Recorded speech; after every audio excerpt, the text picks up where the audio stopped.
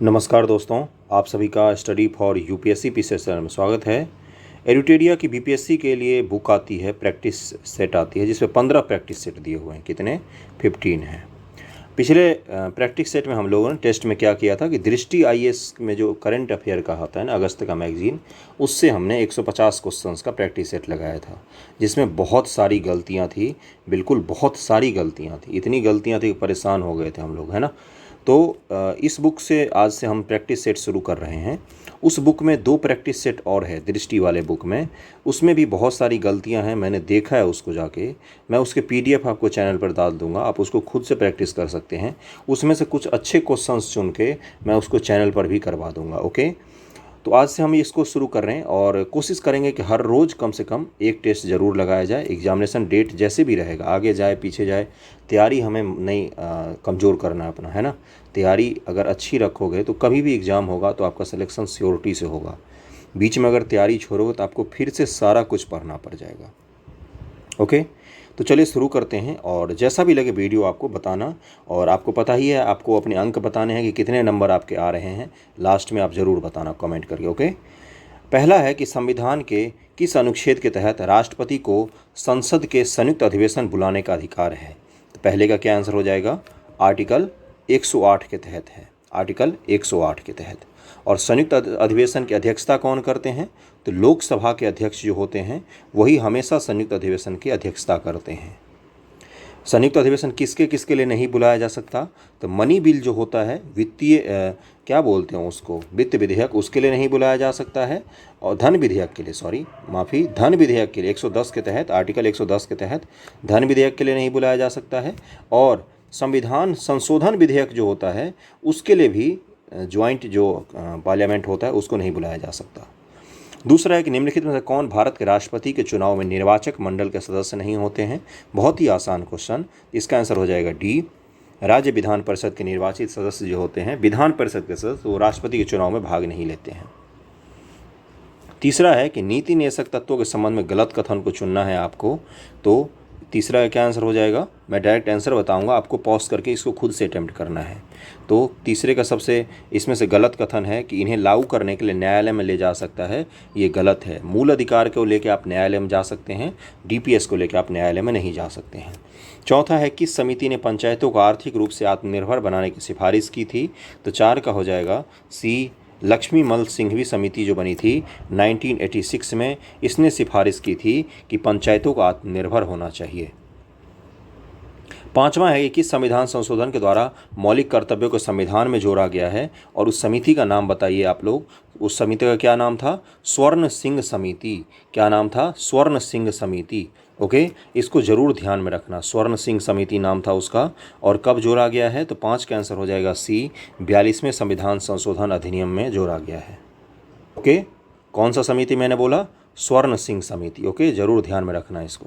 छठा है कि संविधान के भाग 12 में किससे संबंधित प्रावधान किया गया है? तो छठे का क्या आंसर हो जाएगा? इसका हो जाएगा ए, केंद्र व राज्य के मध्य वित्तों का बंटवारा के लिए भाग 12 की बात कर रहा है, संविधान के भाग 12 की। ओके, आगे बढ़ते हैं। 7 नंबर है कि संविधान का कौन सा अनुच्छेद संसद को विधि निर्माण की शक्ति प्रदान करता है? तो आपको ये पता होना चाहिए, संसद को विधि निर्माण की शक्ति प्रदान करता है। तो 7 का आंसर हो जाएगा डी, आर्टिकल 253 के तहत संसद को विधि निर्माण की शक्ति दी गई है, आर्टिकल 253 के तहत। संसद को किसी अन्य देश या देश के साथ की गई संधि, करार अथवा किसी अंतर्राष्ट्रीय सम्मेलन या अन्य निकाय में किए गए विनिश्चय कार्यान्वयन के लिए भारत के संपूर्ण राज्य क्षेत्र किसी भी विधि को बना सकता है संसद। तो मेन चीज़ ये है कि इस बुक की मुझे विश्वसनीयता लगी है। हम 100 क्वेश्चन ही करेंगे, लेकिन उसको विश्वसनीयता से करेंगे उसमें, ताकि गलती ना हो। एग्जाम में एक गलती से हमारा सिलेक्शन रुक सकता है। ओके, 150 क्वेश्चन का सेट होगा ये। 8वां है कि केशवानंद भारती बनाम केरल राज्य 1973 में दिए गए किस निर्णय को सर्वोच्च न्यायालय के सबसे महत्वपूर्ण निर्णय में से एक माना जाता है? तो 8 का आंसर हो जाएगा सी, संविधान के आधारभूत संरचना का सिद्धांत दिया था सुप्रीम कोर्ट ने, और बोला था कि आधारभूत संरचना में आप संशोधन नहीं कर सकते हैं, और बोला था कि समय और परिस्थिति के हिसाब से सुप्रीम कोर्ट आधारभूत संरचना को डिफाइन करेगी। अभी आधारभूत संरचना हमारा अनडिफाइन है, इसको परिभाषित नहीं किया गया है। और केशवानंद भारती जी कौन थे? तो केशवानंद भारती जी केरल राज्य में जो शंकराचार्य जी के द्वारा स्थापित मठ था उसके मठाधीश थे और इनकी ज़मीन को वहाँ के कम्युनिस्ट सरकार ने हड़प लिया था। उसी का केस था केशवानंद भारती बनाम केरल राज्य। 9 नंबर है कि संविधान के भाग 17 में संघ के शासकीय प्रयोजन के लिए प्रयोग होने वाले अंकों का वर्णन है। यह निम्नलिखित में से क्या है? तो 9 का क्या आंसर हो जाएगा? 9 का आंसर हो जाएगा सी, भारतीय अंकों का अंतर्राष्ट्रीय रूप से वर्णन किया गया है। ओके, संघ के शासकीय प्रयोजन के लिए जो अंक वगैरह का है वो संविधान के भाग 17 में उसका वर्णन किया गया है। अच्छे क्वेश्चन हैं। 10 नंबर है कि 1966 में गठित प्रशासनिक सुधार आयोग के अध्यक्ष कौन थे? तो 10 का आंसर क्या हो जाएगा? मोरारजी देसाई थे उस समय। 11 नंबर है कि राज्यपाल के संबंध में गलत कथन को चुनना है आपको। तो पहला कथन क्या है कि वेतन राज्य के संचित निधि से दिया जाता है, वेतन भारत की संचित निधि से दिया जाता है, पेंशन राज्य की संचित निधि से दिया जाता है, पेंशन भारत की संचित निधि से दिया जाता है। अब इसमें से 2 ही सही हो सकते हैं, है ना। तो 11 का क्या आंसर हो जाएगा? 2 और 3। 2 और 3 स्टेटमेंट जो है केंद्र सरकार के संचित निधि से दिया जाता है, वेतन और पेंशन दोनों चीज़ें। केंद्र सरकार के अधिकारी होते हैं तो वही देंगे वेतन पेंशन। आर्थिक आधार पर आरक्षण को किस संविधान संशोधन द्वारा स्वीकार किया गया? जो EWS को आरक्षण दिया गया वो किस संविधान संशोधन के द्वारा? तो 12 का आंसर हो जाएगा सी, 103 संविधान संशोधन के द्वारा। 13 है कि किस शासक को उसके सिक्कों पर बिना लिए हुए अंकित किया गया है? तो महान शासक था ये। 13 का आंसर हो जाएगा समुद्रगुप्त। समुद्रगुप्त को वीणा बजाते हुए उसके सिक्के पर चित्रित किया गया है। राज्यसभा जो संसद टीवी है ना, संसद टीवी, उस पर बहुत ही सुंदर एक सीरियल आया है, उसको जाके ज़रूर देखना। उसमें कहाँ से बताया है आपको, वैदिक पीरियड से लेकर पूरा मौर्यन और हर्षवर्धन के समय तक का पूरा आपको प्रशासन दिखाया है। एक एक अधिकारी का नाम याद हो जाएगा आपको अगर आप उसको देख लेंगे तो। अगला है कि वैदिक काल में आजीवन अविवाहित रहने वाली कन्याओं को निम्नलिखित में से क्या कहा जाता था? तो 14 का आंसर हो जाएगा बी, अमाजू कहा जाता था। अगला है 15 नंबर के ताम्रपाषाणिक स्थलों में अनाज का सबसे बड़ा साक्ष्य कहाँ से प्राप्त हुआ है? ताम्रपाषाणिक स्थलों की बात कर रहा है तो 15 का क्या आंसर हो जाएगा? ये नर्मदा टोली से प्राप्त हुआ है। नर्मदा टोली कहाँ पर है ये?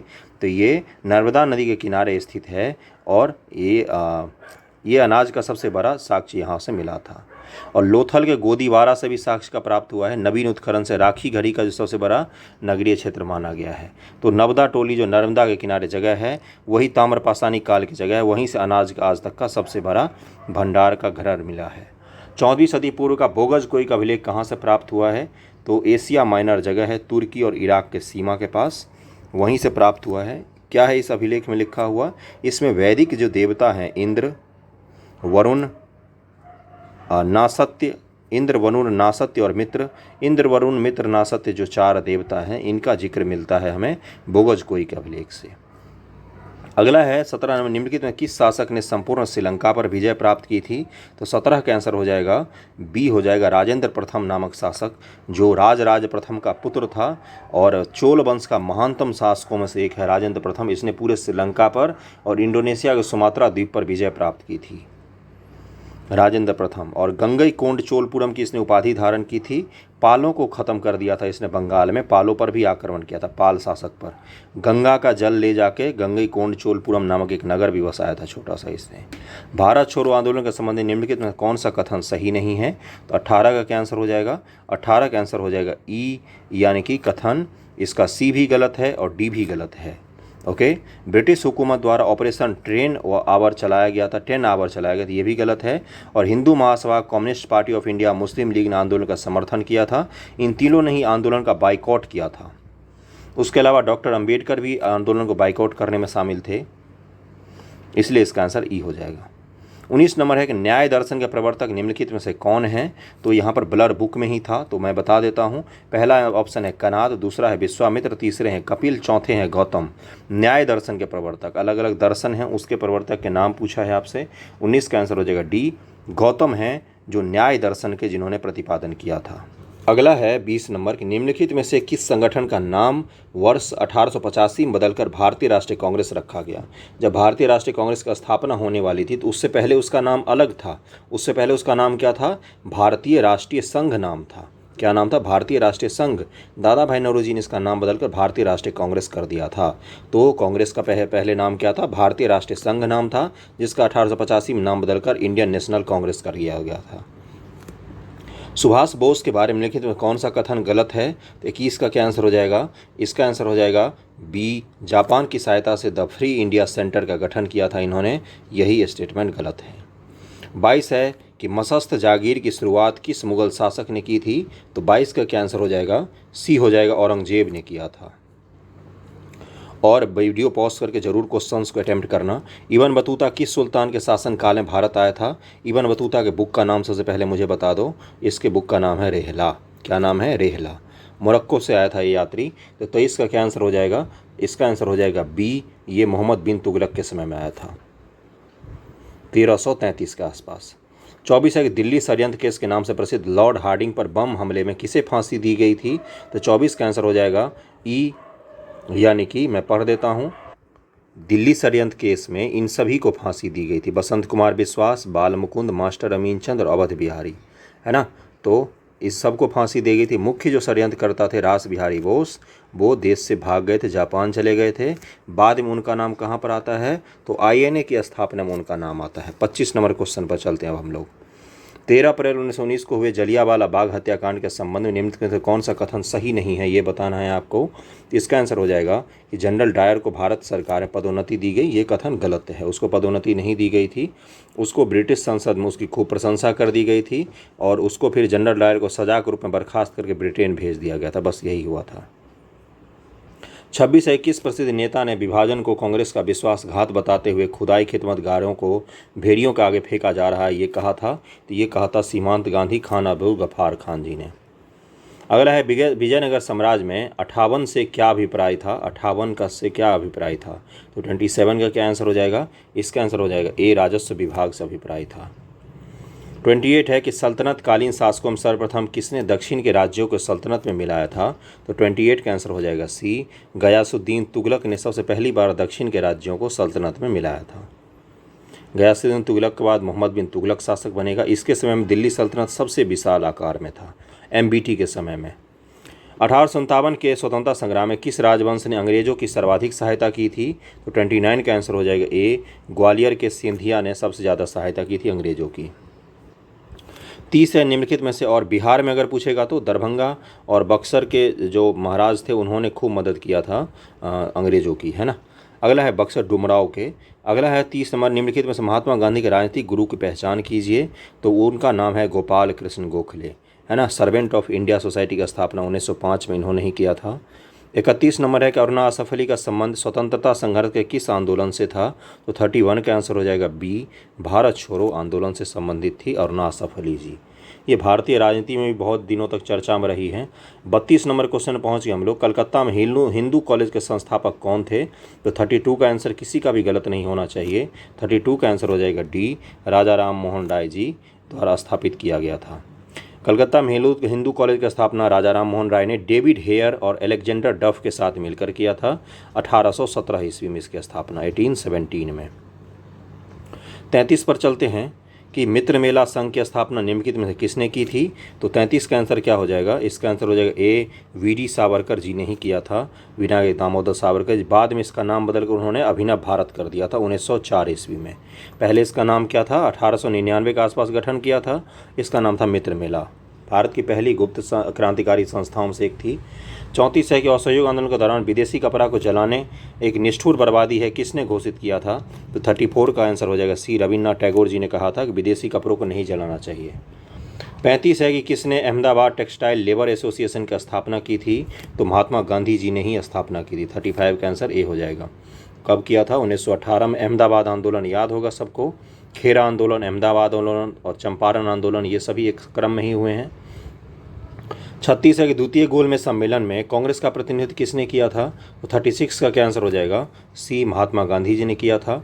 और महात्मा गांधी जी कांग्रेस एक ही में शामिल ही हुई है, वो है द्वितीय गोलमेज सम्मेलन 1931 में। ओके, अगला है सुभाष बोस को देश नायक कहकर किसने संबोधित किया था? तो 37 का आंसर हो जाएगा बी, रविन्द्रनाथ टैगोर जी ने इनको देश नायक की उपाधि दी थी सुभाष बाबू को।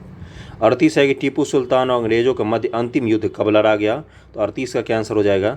डी, 1799 में, जब बेलाजली आएगा और टीपू सुल्तान को लगभग में ख़त्म ही कर देगा।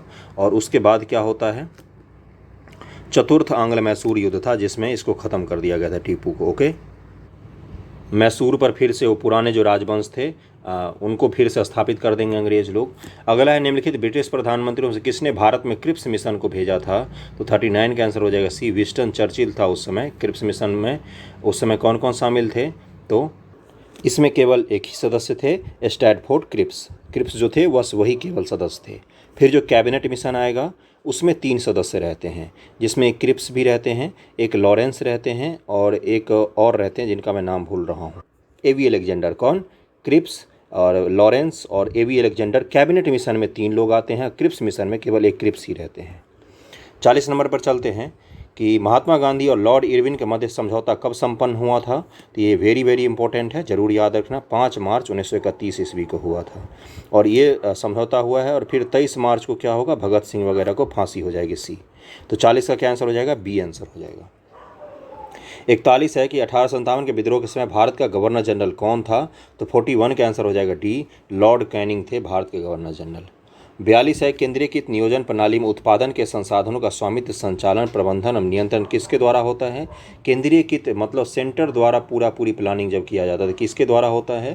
तो 42 का आंसर हो जाएगा ई दिया हुआ है। उपयुक्त में से कोई नहीं, उपयुक्त में से एक से अधिक हो जाएगा। समाजवादी अर्थव्यवस्था में केंद्रीकृत नियोजन प्रणाली अपनाई जाती है जिसमें समस्त आर्थिक गतिविधियों पर सरकार या राज्य या केंद्रीय इकाई द्वारा प्रतिपादित किया जाता है। तो इसका आंसर बी और सी दोनों ही होना चाहिए। 43 है कि ग्रामीण और शहरी क्षेत्रों को संयुक्त कर संपूर्ण देश के लिए कितनी न्यूनतम कैलोरी ऊर्जा प्रति व्यक्ति प्रतिदिन निर्धारित करती है? ग्रामीण और शहरी क्षेत्रों को संयुक्त करके संपूर्ण देश के लिए कितनी न्यूनतम कैलोरी ऊर्जा प्रति व्यक्ति प्रतिदिन निर्धारित है। तो ये पूछा है आपसे 43 का। इसका आंसर दिया हुआ है इसमें सी, 2250 कैलोरी।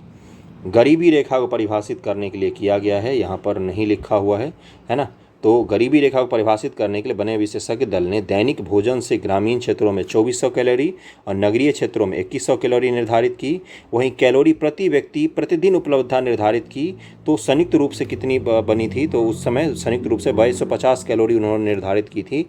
इतना जिसको नहीं मिल रहा है वो BPL के नीचे आएगा। ओके, इकोनॉमिक्स से है ये।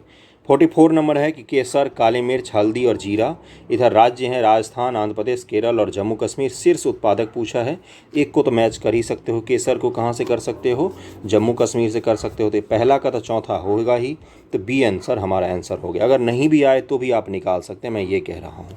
तो काली मिर्च का क्या हो जाएगा? केरल में काली मिर्च होती है। उसके बाद से हल्दी कहाँ पर होगा? तो हल्दी के लिए आप चले जाओ आंध्र प्रदेश और जीरा के लिए आप राजस्थान जा सकते हैं। 4 का 1 आंसर हो जाएगा। 44 का आंसर बी हो जाएगा। 45 है किस कीमत को किसानों के लिए बीमा की कीमत की संज्ञा दी जाती है? तो 45 का आंसर हो जाएगा सी, MSP जो होता है मिनिमम सपोर्ट प्राइस, उसी को किसानों के लिए बीमा कीमत की संज्ञा दी जाती है। 46 है कि राष्ट्रीय कृषि तथा ग्रामीण विकास बैंक नाबार्ड की स्थापना किस समिति की अनुशंसा पर की गई थी?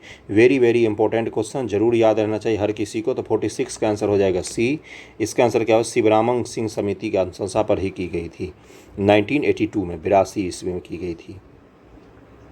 अगला है कि किस कृषि क्रांति एवं संबंधी क्षेत्र का कौन सा सुमेलित नहीं है, ये बताना है आपको। तो 47 का क्या आंसर हो जाएगा? इसका आंसर दिया हुआ है ई, यानी कि पीली क्रांति मक्का भी गलत है और कृष्ण क्रांति कपास भी गलत है।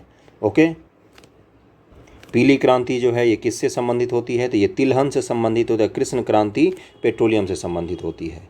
48 है कि भिलाई इस्पात संयंत्र किस देश की सहायता से स्थापित किया गया था? तो 48 का आंसर हो जाएगा ए, सोवियत संघ की सहायता से स्थापित किया गया था। USSR था उस समय। 49 है निम्नलिखित में से मुद्रा का निकट प्रतिस्थापन सन्निकट मुद्रा कौन सा है? तो 49 का क्या आंसर हो जाएगा? इसका आंसर दिया हुआ है ई, यानी कि बॉन्ड, सरकारी प्रतिभूति, ऋण, डिवेंचर, बैंकों की कुल जमा राशियाँ, कंपनियों के शेयर इत्यादि मूल्य का संचय करते हैं, इसलिए मुद्रा का निकट प्रतिस्थापन करते हैं। इनको ही सन्निकट मुद्रा भी कहा जाता है। तो ये चारों ही हैं जो सन्निकट मुद्राएं कहलाती। सरकारी शेयर, सरकारी प्रतिभूति छोड़ के, तो शेयर, बॉन्ड, ये 2 तो होंगे ही। तो इसका आंसर क्या हो जाएगा? ई आंसर हो जाएगा। ए और बी दोनों ही सही होंगे उसके। सरकारी प्रतिभूति भी हो सकते हैं, लेकिन जनरली जो माना जाता है ना, जैसे शेयर को माना जाता है, बॉन्ड को माना जाता है, गोल्ड को माना जाता है, इन सब को माना जा सकता है ना। तो इसका आंसर ई दिया हुआ है। एक से ज़्यादा सही है, ABC भी सही हो सकता है। 50 है कि यदि एक दी हुई समयावधि में कीमतों तथा मौद्रिक आय दोनों दुगनी हो जाए तो वास्तविक आय पर क्या प्रभाव पड़ेगा, है ना। देखो कीमत दुगुनी हो गई है ना, दोगुनी, और आपकी आय भी दोगुनी हो गई है, तो आप बताइए कोई फ़र्क पड़ा क्या। तो 50 का क्या आंसर हो जाएगा, कुछ भी फर्क नहीं पड़ेगा, अपरिवर्तित रहेगा। जैसे मान लो अभी पेट्रोल 100 का मिल रहा है, कल को 200 का मिलने लग जाए, आपकी तनख्वाह है मान लो 10,000 तो 20,000 हो जाए, तो कोई फ़र्क पड़ेगा क्या, नहीं पड़ेगा। जब कीमत बढ़ जाएगा, दाम बढ़ जाएगा, तो अपरिवर्तित रहेगा। 51 है कि आर्थिक सर्वेक्षण 2021 के अनुसार देश के किस राज्य में सबसे अधिक गरीबी है। तो 51 का आंसर क्या हो जाएगा, डी हो जाएगा, छत्तीसगढ़ में सर्वाधिक गरीबी है। आर्थिक सर्वेक्षण 2021 के अनुसार भारत में सबसे अधिक गरीबी दर छत्तीसगढ़ राज्य में 39% के आसपास है। सर्वाधिक गरीबी के मामले में बिहार का स्थान राज्यों में चतुर्थ और संघ राज्य मिलाकर 5वां है। बिहार का स्थान कौन सा है, 4th पोजीशन पर है, सबसे अधिक गरीबी में बिहार। 52 निम्नलिखित में कौन सी एक उष्णकटिबंधीय सवाना प्रदेश की जलवायु की मुख्य विशेषता है। तो 52 का क्या आंसर हो जाएगा, उष्णकटिबंधीय सवाना की बात कर रहा है बंधुओं, तो अत्यंत अल्पकालीन शुष्क ऋतु जो होता है, तो यही इसकी खासियत होती है। किसका, उष्णकटिबंधीय सवाना प्रदेश। उष्णकटिबंध तो पता होगा, जो 23.5 डिग्री के आसपास के क्षेत्र होते हैं वही होते हैं उष्णकटिबंधीय। 53 है कि निम्नलिखित में किस राज्य की सीमा बांग्लादेश से नहीं मिलती है। तो बांग्लादेश से सीमा वाला ट्रिक सबको पता होगा। तो वैसे 53 का क्या आंसर हो जाएगा, इसका आंसर हो जाएगा सी, मणिपुर की सीमा नहीं मिलती है। बांग्लादेश है, इसकी सीमा पश्चिम बंगाल से लगती है, असम से लगती है, त्रिपुरा से लगती है ना, मिजोरम से लगती है। तो इसका आंसर क्या हो जाएगा, सी, मणिपुर से बिल्कुल भी इसकी सीमा नहीं लगती है। 54 है कि गर्म और शुष्क जलवायु, हल्की और गीली सर्दी, सदाबहार ओक के पेड़, उपरोक्त भौगोलिक विशेषताएं निम्नलिखित में किस क्षेत्र की विशिष्ट विशेषताएं हैं। तो 54 का क्या आंसर हो जाएगा, ये भूमध्य सागरीय विशेषता है ना। तो क्या दिया है, हल्की और गीली सर्दी, ठंड में जहाँ पर बारिश होगी वो भूमध्य सागर के आस पड़ोस का ही इलाका है, और ठंड में जहाँ पर भी बारिश होगी ना बंधुओं, वहाँ पर फलों का उत्पादन खूब होता है, इसलिए भूमध्य सागर के आसपास के देशों को फलों का कटोरा भी कहा जाता है। गर्म और शुष्क जलवायु सामान्य तौर पर रहती है, ओक के पेड़ बहुत सारे मिलते हैं वहाँ। अगला है निम्नलिखित में कौन सा एक सही सुमेलित नहीं है। बारालाचा हिमाचल प्रदेश, सिपकिला हिमाचल प्रदेश, माना दर्रा सिक्किम और जिलेपला सिक्किम। तो इसका आंसर क्या हो जाएगा, 55 का सी है। माना दर्रा कहाँ है, उत्तराखंड में है, और ये सिक्किम में नहीं है। 55 का सी हो जाएगा। कैलाश जाने के लिए इसी दर्रे का यूज किया जाता है आजकल। 56 नंबर है कि नामचा बरवा हिमालय की किस श्रेणी में अवस्थित है। तो 56 का आंसर हो जाएगा बी, हिमाद्री या बृहद हिमालय का जो भाग है उसी में स्थित है नामचा बरवा शिखर। ओके, तो इसका आंसर क्या हो जाएगा, 56 का बी हो जाएगा। 57 है कि पटना के समीप गंगा नदी में किस दिशा से आकर गंडक नदी मिल जाती है। तो आपको पता है ऊपर से आकर मिलती है, तो 57 का क्या आंसर हो जाएगा, सी, उत्तर की तरफ से आकर मिलती है। मैप में देखा होगा, ऊपर उत्तर होता है, नीचे दक्षिण, इधर पूरब होता है, ईस्ट इधर वेस्ट होता है, इतना पता होगा आपको। नदियों के विसर्प वाहिका जो गोखुर झील के रूप में जानी जाती क्या कहलाती हैं। तो 58 का क्या आंसर हो जाएगा, उनको मन कहा जाता है, मन। गोखुर झील क्या होता है, जैसे विसर्प बना के नदियाँ बहती हैं ऐसे ऐसे, तो कुछ सालों बाद क्या होता है कि ये नदी यहाँ से यहाँ डायरेक्ट बहने लग जाती है। ये जो क्षेत्र है ये गोखुर टाइप का दिखता है, गाय के खुर टाइप का झील बन कर रह जाता है। अगले क्वेश्चन पर चलते हैं। बिहार में टाल क्षेत्र का विस्तार कहाँ से कहाँ तक है। बहुत ही आसान क्वेश्चन, और ये दाल के उत्पादन के लिए बड़ा फेमस है। तो 59 का क्या आंसर हो जाएगा, इसका आंसर हो जाएगा ए, पटना से मोकामा तक का क्षेत्र में विस्तार है टाल का। ओके, अगले क्वेश्चन पर चलते हैं कि 60 नंबर, चंदन का मैदान बिहार के किस भाग में स्थित है। तो 60 का क्या आंसर हो जाएगा, बी हो जाएगा, दक्षिण पूर्वी बिहार में। ये बिहार है, इसके इस इलाके में चंदन का मैदान विस्तृत है। तो चंदन का मैदान कहाँ पर है, इस इलाके में, बांका और भागलपुर के इलाके में विस्तृत है। 61 नंबर क्वेश्चन पर चलते हैं हम लोग कि मरु उद्यान किसे कहा जाता है। तो 61 का क्या आंसर हो जाएगा, इसका आंसर हो जाएगा रेगिस्तान में हरियाली व जल वाला क्षेत्र जो है वो मरु उद्यान कहलाता है। 62 है कि दामोदर घाटी निगम की स्थापना कब हुई थी। DVC की, दामोदर वैली कॉरपोरेशन की बात कर रहा है। तो 62 का आंसर हो जाएगा सी, 7 जुलाई 1948 को इसकी स्थापना हुई थी। 63 है निम्नलिखित घास के मैदानों से कौन सा सही सुमेलित है, ये पूछा है आपसे। 63 का क्या आंसर हो जाएगा, इसका आंसर हो जाएगा सी, लानोज जो है ये वेनेजुएला में है, ये सही सुमेलित है। ओके, अगले पर चलते हैं। कैंपास कहाँ है, वैसे कैंपास कहाँ है, ये दक्षिणी ब्राज़ील में है। और पंपास कहाँ है, ये अर्जेंटीना में है। और सेल्वास कहाँ पर है, सेल्वास है अमेजन बेसिन में। सबका मैंने बता दिया। आपको वीडियो उस PDF में भी मिल जाएगा, डिस्क्रिप्शन में आपको लिंक दे दूंगा मैं। अपने टेलीग्राम का भी दे देता हूँ, इंस्टाग्राम का भी, और PDF के लिए भी आपको टेलीग्राम का लिंक दे देता हूँ। हेलेंस्की किस यूरोपीय देश की राजधानी है? Very very important. तो इसका आंसर हो जाएगा बी, फिनलैंड की राजधानी है हेलेंस्की। 65 निम्नलिखित में कौन ठंडी जलधारा नहीं है? तो 65 का क्या आंसर हो जाएगा? डी, अगुलहास जो है ये हिंद महासागर प्रवाहित होती है और ये एक गर्म जलधारा है। 66 एक आयतन के दृष्टि से साफ पानी की सबसे बड़ी झील कौन सी है? तो 66 का आंसर हो जाएगा ए, बैकाल झील सबसे बड़ी झील है आयतन के हिसाब से, और ये रूस में है। 67 है कि टोरेस जल डमरू मध्य किन दो द्वीपों के मध्य में स्थित है? तो 67 का आंसर हो जाएगा ए, ऑस्ट्रेलिया और पापुआ न्यू गिनी के मध्य में स्थित है टेरोस जल डमरू मध्य। 68 है कि वर्तमान में हीरे का सर्वाधिक उत्पादन किस देश में किया जाता है? तो 68 का आंसर हो जाएगा सी, रूस में सबसे ज़्यादा हीरे का उत्पादन किया जाता है। 69 है किस भी देश के घरेलू सीमा निम्नलिखित में किसको शामिल नहीं किया जाता है? जब हम बात करते हैं ना GDP की, तो कल मैंने GDP का डेफिनेशन जो बताया था आर्थिक सर्वेक्षण, उसमें मैंने बताया था ना कि किसी भी एक वित्तीय वर्ष में किसी भी देश के घरेलू सीमा के भीतर उसके निवासियों द्वारा उत्पादित वस्तु के अंतिम मूल्य को हम GDP कहते हैं। तो इस डेफिनेशन में घरेलू सीमा का क्षेत्र आया ना, तो घरेलू सीमा में कौन सी चीज़ शामिल नहीं होती है ये आपसे पूछा है यहाँ पर। तो 69 का क्या आंसर हो जाएगा? इसका आंसर है डी, देशों में स्थित अंतर्राष्ट्रीय संस्थान के कार्यालय जो होते हैं ये घरेलू सीमा में शामिल नहीं होते हैं, बल्कि देश की समस्त राजनीतिक सीमा, निवासियों द्वारा 2 या 2 से अधिक देशों के बीच चलाए जाने वाले वायुयान और जलयान भी घरेलू सीमा में ही भाग होते हैं।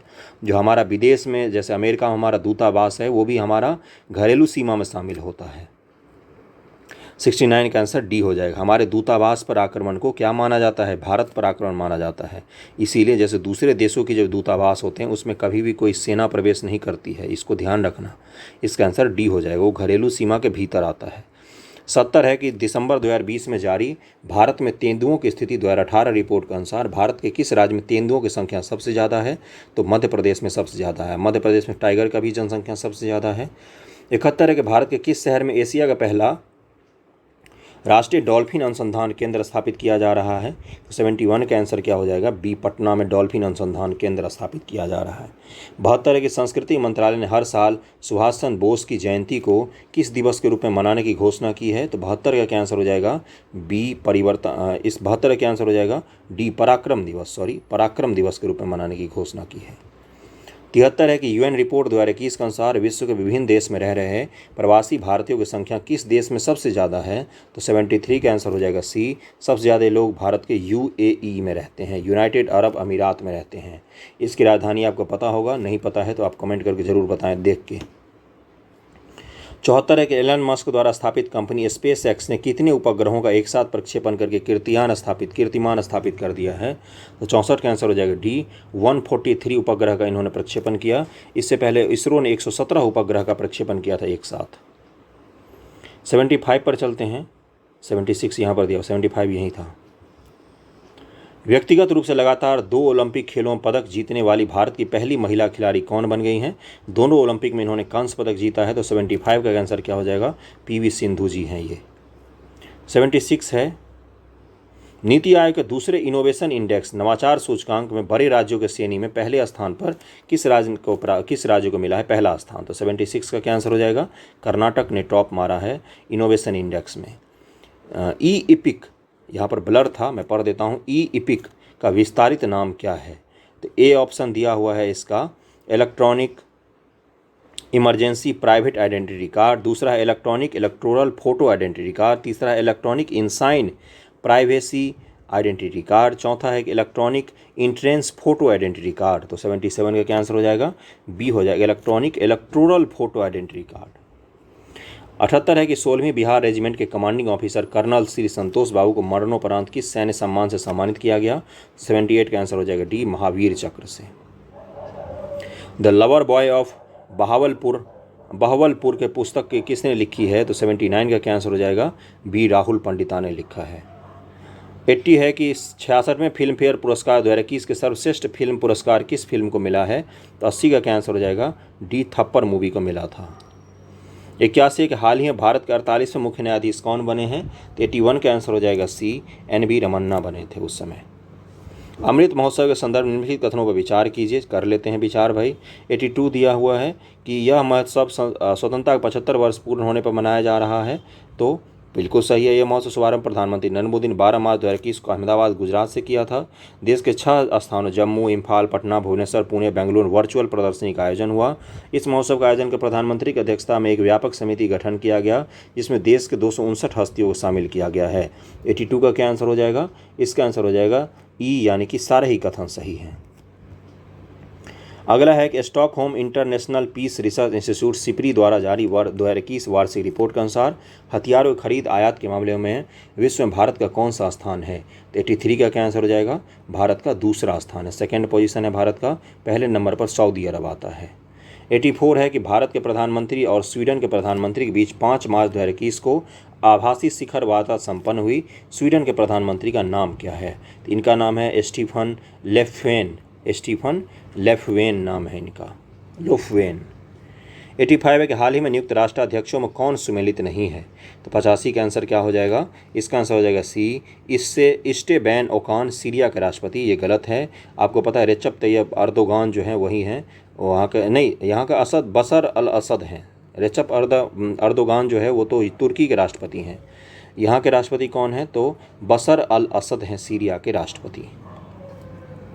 सैयद मुश्ताक अली ट्रॉफी का खिताब किसने जीता है? तो 86 का आंसर हो जाएगा बी, तमिलनाडु ने जीता है। और यह एक क्रिकेट टूर्नामेंट होता है, बड़ौदा में आयोजन हुआ था इसका। और सॉरी, बड़ौदा में आयोजन नहीं हुआ था, बड़ौदा दूसरे स्थान पर रहा था, पहले पर तमिलनाडु रहा था। मुश्ताक अली ट्रॉफी क्रिकेट से संबंधित होता है। 87 है कि 16वां प्रवासी भारतीय दिवस समारोह 9 जनवरी 2021 को संपन्न हुआ। इस समारोह के मुख्य अतिथि कौन थे? 87 का आंसर हो जाएगा डी, सूरीनाम के राष्ट्रपति चंद्रिका प्रसाद संतोखी जी इसके मुख्य अतिथि थे। प्रवासी भारतीय दिवस का आयोजन हुआ था। अगला है कि राष्ट्रीय बालिका दिवस के अवसर पर 20 वर्षीय सृष्टि गोस्वामी एक दिन के लिए किस राज्य की मुख्यमंत्री बनी है? तो 88 का आंसर हो जाएगा सी, उत्तराखंड की मुख्यमंत्री बनी थी एक दिन के लिए। सृष्टि गोस्वामी नाम है इनका। 89 नंबर क्वेश्चन पर चलते हैं कि किस राज्य के सरकार ने ओलंपिक एवं एशियाई खेलों में स्वर्ण पदक विजेता को क्रमशः 3 करोड़ और 1 करोड़ की राशि पुरस्कार में देने की घोषणा की है? 89 का आंसर हो जाएगा डी, राजस्थान की सरकार ने घोषणा की। 90 नंबर क्वेश्चन पर चलते हैं अब हम लोग। वीडियो पसंद आ रहा हो तो लाइक ज़रूर करना, बड़ा मेहनत लगता है वीडियो बनाने में। प्रतियोगी परीक्षाओं की तैयारी करने वाले छात्रों के लिए निःशुल्क कोचिंग प्रदान के लिए अभ्युदय योजना की शुरुआत किस राज्य सरकार ने की है? तो 90 का क्या आंसर हो जाएगा? इसका आंसर हो जाएगा सी, यूपी गवर्नमेंट ने इसको शुरू किया है, अभ्युदय योजना। 91वें गणतंत्र दिवस के अवसर पर इस वर्ष कुल कितने पद्म अलंकरण यानी कि पद्म विभूषण, पद्म भूषण और पद्मश्री प्रदान किए जाएंगे? तो 91 का आंसर हो जाएगा डी, 119 पदक प्रदान किए गए हैं। 92 है कि 30वां सरस्वती सम्मान 2020 से किसे सम्मानित किया गया है? Very very important. तो डॉक्टर शरण कुमार लिम्बाले को प्रदान किया गया है। इनको मराठी भाषा के लेखक हैं ये, इनको प्रदान किया गया है। उपन्यास का नाम है सनातन। क्या नाम है? सनातन नामक उपन्यास इन्होंने लिखा है, डॉक्टर शरण कुमार लिम्बाले। इस तरह के इंपॉर्टेंट क्वेश्चन आपके एग्जाम में नहीं पूछे गए थे 67वीं बीपीएससी में, तो उसको फिर से पूछ सकता है। तैयारी संबंधी किसी को कोई डाउट आ रहा हो तो आप मुझे मैसेज कर सकते हैं टेलीग्राम या इंस्टाग्राम पर। अगले वीडियो में मैं उसको एड्रेस ज़रूर कर दूंगा। ओके। 93 है कि डेजर्ट फ्लैग 6 वायुसेना अभ्यास किस देश की मेज़बानी में 3 से 27 मार्च 2021 को आयोजित किया जा रहा है? तो 93 का आंसर हो जाएगा यूएई के मेज़बानी में इसको आयोजित किया गया, यूनाइटेड अरब अमीरात। ए आंसर हो जाएगा। भारत वन स्थिति रिपोर्ट 2019 के अनुसार सर्वाधिक वन क्षेत्र वाले राज्यों की स्थिति को अवरोही क्रम में आपको सजाना है। तो 94 का आंसर क्या हो जाएगा? मध्य प्रदेश, अरुणाचल प्रदेश और छत्तीसगढ़ टॉप 3 के राज्य हैं। एरिया वाइज परसेंटेज में मिजोरम टॉप पर आ जाता है। 95 है कि आत्मनिर्भर बिहार के 7 निश्चय 2 में कौन सी योजना शामिल नहीं है? तो 95 का आंसर क्या हो जाएगा? इसका हो जाएगा सी, आरक्षित रोजगार, महिलाओं का अधिकार, ये योजना इसमें शामिल नहीं है। बाकी युवा शक्ति, बिहार की प्रगति, सशक्त महिला, सक्षम महिला और स्वच्छ शहर विकास, विकसित शहर, ये योजना शामिल है। 96 है कि बिहार बजट 21-22 के अनुसार राज्य का राजकोषीय घाटा जीएसडीपी का कितना प्रतिशत रहा? 96 का आंसर हो जाएगा सी, 2.97% रहा है। अगला है कि बिहार के किस जिला में मेगा फूड पार्क बनाया जाएगा? तो 97 का आंसर हो जाएगा डी, मुजफ्फरपुर में बनाया जा रहा है। 98 है कि वर्ष 2020 के लिए बिहार का सर्वश्रेष्ठ थाना किस थाना को चुना गया है? तो 98 का आंसर क्या हो जाएगा? बी, कुर्था थाना को चुना गया, जो अरवल राज्य में, अरवल जिले में है। 91 अंतर्राष्ट्रीय फिल्म महोत्सव IFFI 2021 में फोकस राष्ट्र कौन सा रहा? तो इस बार बांग्लादेश रहा था फोकस राष्ट्र। 99 का सी हो जाएगा। 100 है कि 2022 में 48वें G7 शिखर सम्मेलन का आयोजन किस देश में हुआ है? तो 100 का क्या आंसर हो जाएगा? सी, जर्मनी में इसका आयोजन किया गया और हमारे प्रधानमंत्री यहाँ पर भाग लेने भी गए थे। 101 है कि बिहार प्रांतीय किसान सभा की स्थापना कब हुई थी? तो 101 का आंसर क्या हो जाएगा? ए, 1929 में हुई थी। सोनपुर मेले में इसका आयोजन में इसको स्थापित किया गया था और स्वामी सहजानंद जी की अध्यक्षता में इसको स्थापना किया गया था इसका। बिहार प्रांतीय किसान सभा की बात हो रही है, अखिल भारतीय किसान सभा अलग है। 102 है कि बिहार की भूमि पर पहली बार भारतीय राष्ट्रीय कांग्रेस का अधिवेशन कहाँ पर हुआ था? तो 102 का आंसर हो जाएगा बी, बांकीपुर पटना में हुआ था 1912 में और अध्यक्षता RN मधोलकर जी ने किया था। ये सब तो एवरग्रीन क्वेश्चन है, आप सबको याद होना चाहिए, गलत नहीं होना चाहिए। 103 है कि चंपारण में कृषि की स्थिति की जांच करने के लिए बनी चंपारण एग्रीगेरियन समिति के अध्यक्ष कौन थे? तो 103 का आंसर हो जाएगा डी, FG सलाई इसके अध्यक्ष थे और इसमें गांधी जी भी शामिल थे। 25% जो किसानों के भूमि कर था उसको माफ़ करने की सिफारिश भी की गई थी। अगला है 104 नंबर, प्राचीन मगध महाजनपद में कौन सा आधुनिक क्षेत्र शामिल नहीं था? ये पूछा है आपसे। 104 का आंसर हो जाएगा डी, मुजफ्फरपुर का क्षेत्र शामिल नहीं था। ये मगध ये उस समय किस में शामिल था? ये लिच्छवी गणराज्य में शामिल था। 104 का आंसर डी हो जाएगा। 105 है कि बिहार में नवपाषाण युग के अवशेष किन स्थानों से प्राप्त हुए हैं? नवपाषाण की बात कर रहा है तो इसका आंसर हो जाएगा ई, यानी कि उपयुक्त बिहार में नवपाषाण काल के अवशेष चिरांद, सारण, चेचर, वैशाली से प्राप्त हुए हैं। तो चिरांद भी हो जाएगा और चेचर भी आंसर हो जाएगा, तो ए और डी दोनों ही होगा। 106 है कि शेर शाह ने पटना में कब बिहार की राजधानी शेर शाह ने बिहार को कब बिहार की राजधानी बनाया? पटना को बिहार की राजधानी बनाया। बहुत सारा क्वेश्चन पढ़ने पर आँख थोड़ी सी ब्लर होने लगता है। तो शेर शाह ने पटना को कब बिहार की राजधानी बनाया था? तो 106 का आंसर क्या हो जाएगा? 1541 ईस्वी में। ओके। 107 है कि तुगलक काल में बिहार की राजधानी कहाँ थी? तो 107 का आंसर हो जाएगा सी, बिहार शरीफ। 108 है कि वर्तमान पटना कॉलेज किस यूरोपीय कंपनी की फैक्ट्री थी? तो 108 का आंसर हो जाएगा सी, डचों की फैक्ट्री थी पटना का जो कॉलेज है वो। 109 है कि प्रसिद्ध नर्तकी अम्रपाली का संबंध किस नगर से था? तो 109 का आंसर क्या हो जाएगा? इसका आंसर हो जाएगा डी, वैशाली से। एक बुक है वैशाली की नगर बधू, क्या बोला मैंने? वैशाली की नगर बधू एक बुक है अम्रपाली पर, बेहतरीन बुक है, मैंने उसको सुना था ऑडिबल पर। अगला है कि किस प्राचीन ग्रंथ में पहली बार वर्तमान बिहार के भौगोलिक क्षेत्र की चर्चा मिलती है? तो 110 का आंसर हो जाएगा ए, शतपथ ब्राह्मण में भी चर्चा मिलती है। क्या बोला गया? वर्तमान बिहार के भौगोलिक क्षेत्र की चर्चा तो ऋग्वेद में भी मिलती है, शतपथ ब्राह्मण में भी मिलती है। तो मेरे हिसाब से इसका आंसर ई होना चाहिए। ऋग्वेद में क्या कहा गया है? व्रात्य प्रदेश कहा गया है गंडक के पूरब के भाग को। तो गंडक का क्षेत्र में का मतलब बात हो रही है तो सबकी ही बात होगी। मेरे हिसाब से ई होना चाहिए। इसका आंसर ए दिया हुआ है। ऋग्वेद में भी तो है, सदा नीरा गंडक को कहा गया। गंडक कहाँ बहती है? बिहार में ही तो बहती है। अगले पर चलते हैं। जब प्रकाश एक से दूसरे माध्यम प्रवेश करती है तो उसके तरंग दैर्घ्य पर क्या प्रभाव पड़ता है? तो 111 का क्या आंसर हो जाएगा? ए, परिवर्तित हो जाता है उसका तरंग दैर्घ्य। जब कोई प्रकाश वायु से कांच या माध्यम से दूसरे माध्यम में जाती है तो प्रकाश की आवृत्ति तो वही रहती है, फ्रीक्वेंसी तो वही रहती है, लेकिन तरंग दैर्घ्य जो है वो बदल जाता है। 112 है कि दिए गए विकल्पों में कौन सा मिलान सही नहीं है? मैनोमीटर गैसों का दाब, पायरोमीटर उच्च ताप, ऑडियोमीटर ध्वनि की तीव्रता, हाइग्रोमीटर सापेक्ष आर्द्रता। कौन सा सही नहीं है? तो 112 का क्या आंसर हो जाएगा? इसका आंसर ई होगा, यानी कि सारे ही सही दिए हुए हैं। ओके। 113 नंबर क्वेश्चन पर चलते हैं कि एसआई पद्धति में कितने मूल मात्रकों को स्वीकार किया गया है? 113 का क्या आंसर हो जाएगा?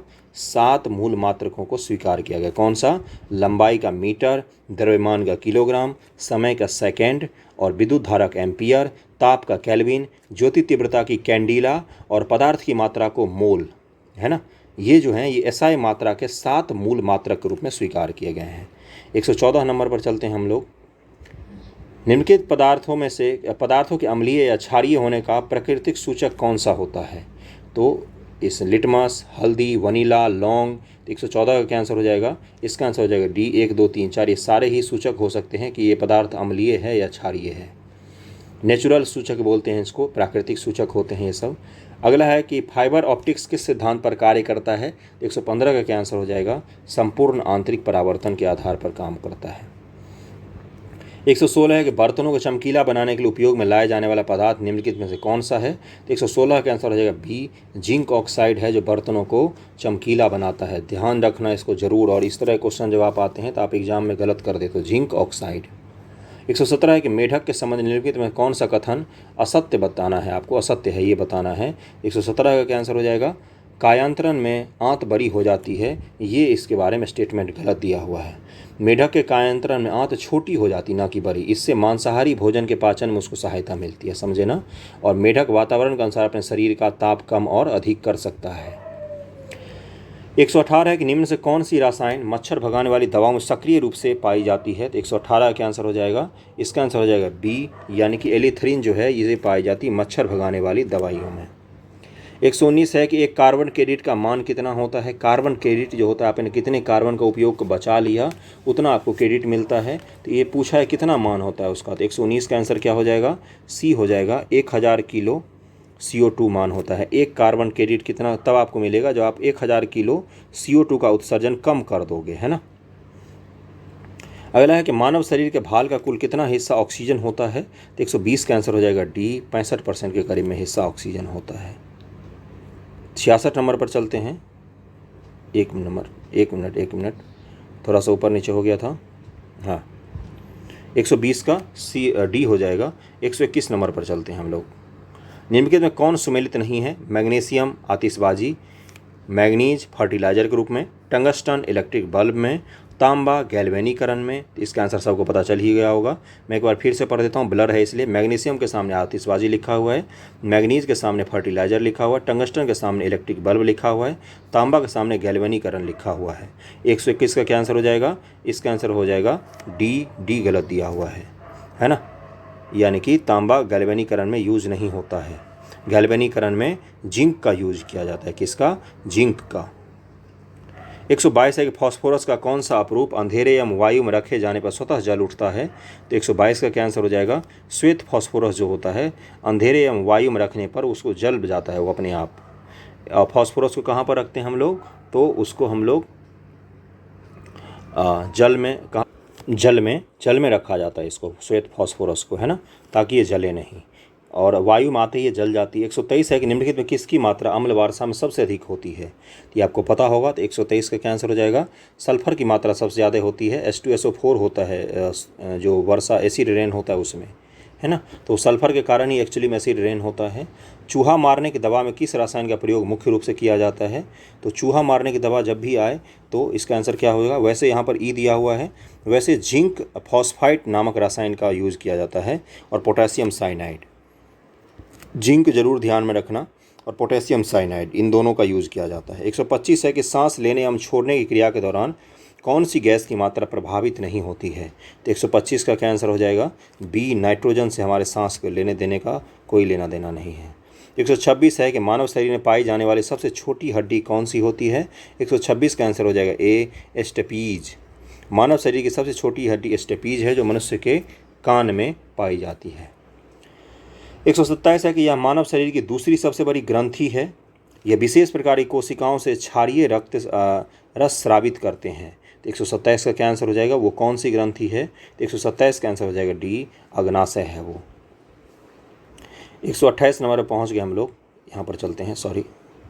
निम्नलिखित तत्वों में से पृथ्वी पर सबसे भारी प्राकृतिक तत्व कौन सा है। निम्नलिखित में से पूछा है आपसे। तो 128 का क्या आंसर हो जाएगा, यूरेनियम ही है सबसे अधिक वेट वाला इसमें से। अगला है कि निम्नलिखित में से कौन तना का उदाहरण नहीं है। तना का उदाहरण नहीं है। तो 129 का क्या आंसर हो जाएगा, सी, शकरकंद।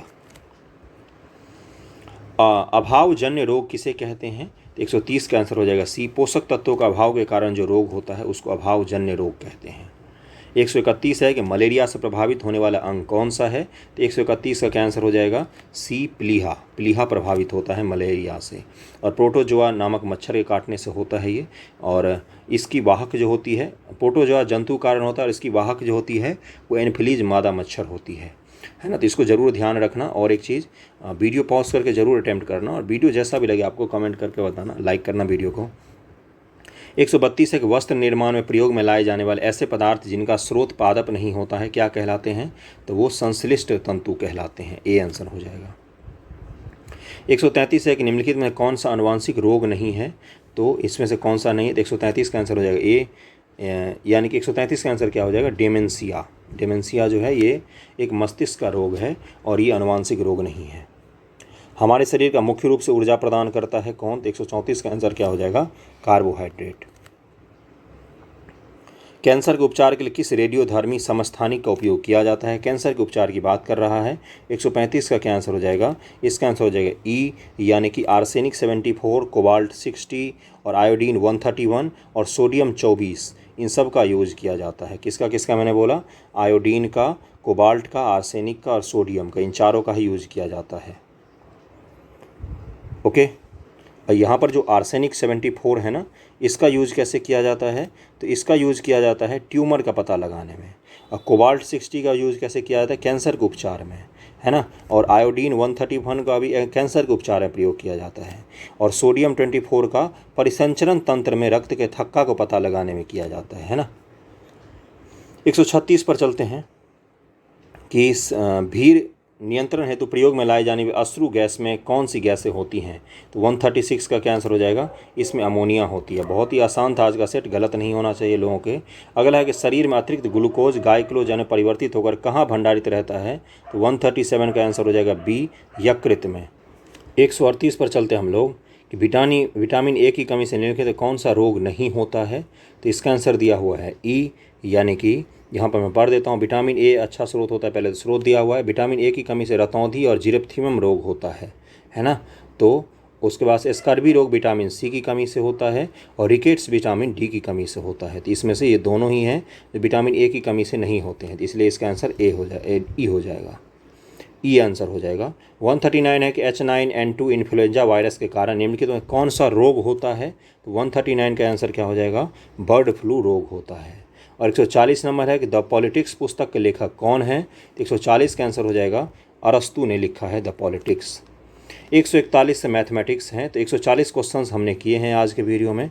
वीडियो कैसा लगा ज़रूर बताना, अपने मार्क्स ज़रूर बताना कमेंट करके, और जहाँ पर आपने गलतियाँ की हैं उसको सुधार करने की कोशिश करना। ओके, चलो, थैंक यू सो मच।